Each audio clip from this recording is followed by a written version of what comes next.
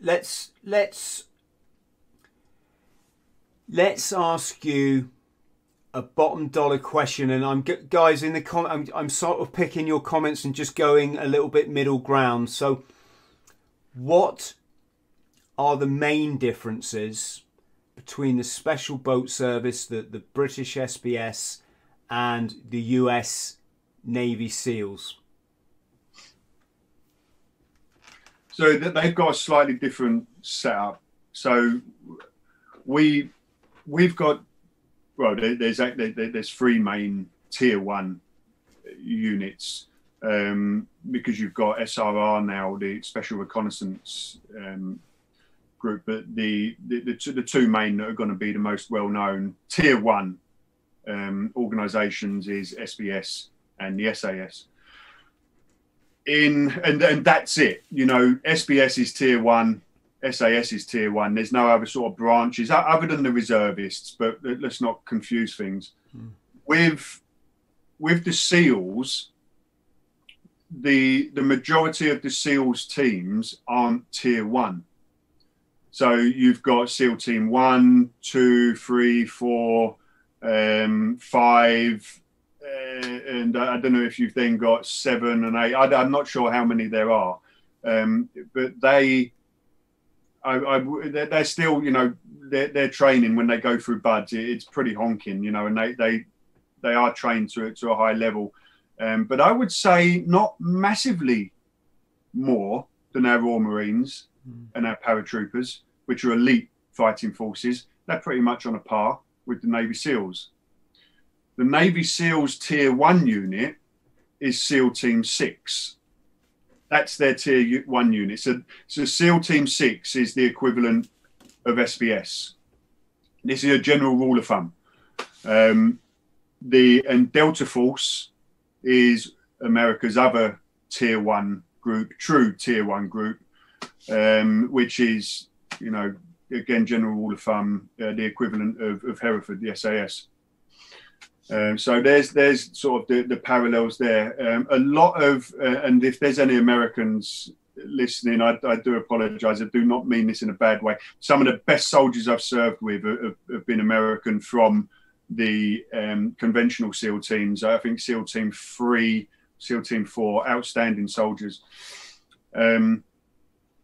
But they like to put the SF label on everything. So the Rangers are classed as SF, but again, you know, I would liken them to the Paras, the Royal Marines, Pathfinders.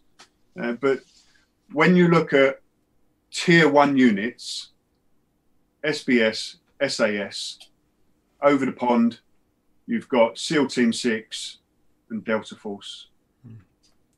And that's my opinion. If anything has changed in recent times, then obviously, you know, I'm sure someone will let us know. But that's how it was in my time. I can't imagine it's changed that much.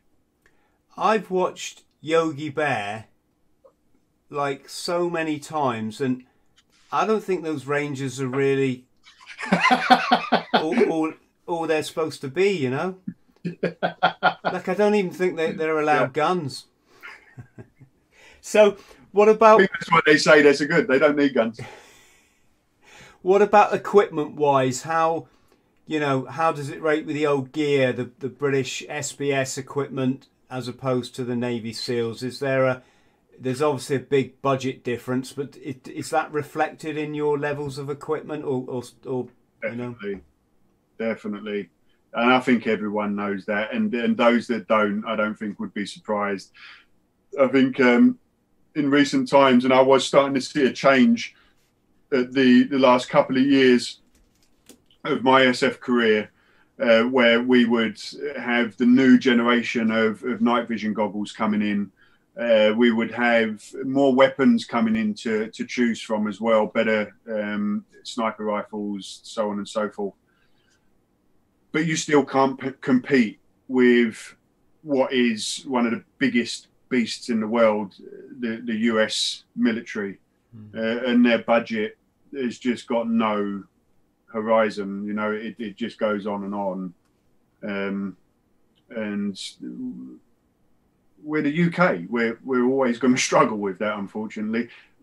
By far, the budget is a hell of a lot bigger, especially up at Hereford, the SAS, just because they're a big organisation being connected to the army. And even though that shift in balance, I think now has started to balance out a bit. Historically, Hereford has always had a slightly bigger budget than Poole has. But generalising, the Special Forces have, in the UK, have always had a bigger budget than conventional forces, say the Marines, Paras, or any other army or units.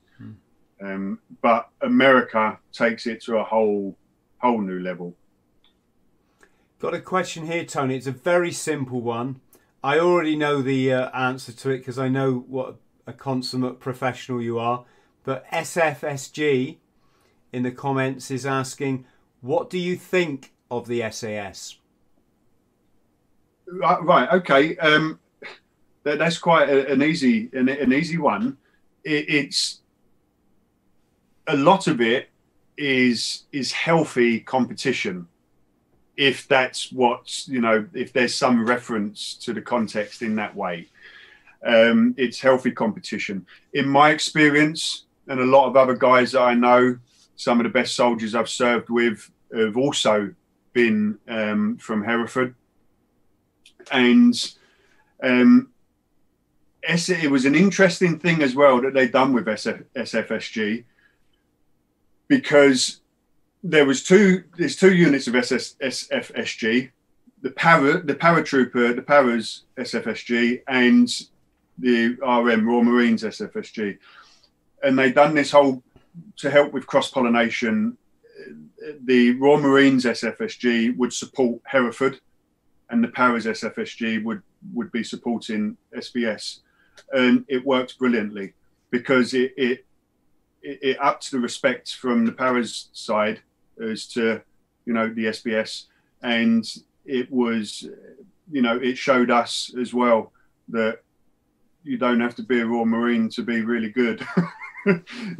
Again, I thoroughly enjoyed working and having the Paras as our SFSG. 100% didn't make a blind bit of difference. Yeah, proud to have them there. Yeah, fantastic guys. At the end of the day, look, hey, it's British soldiers, and I'm biased. We're a cut above the rest.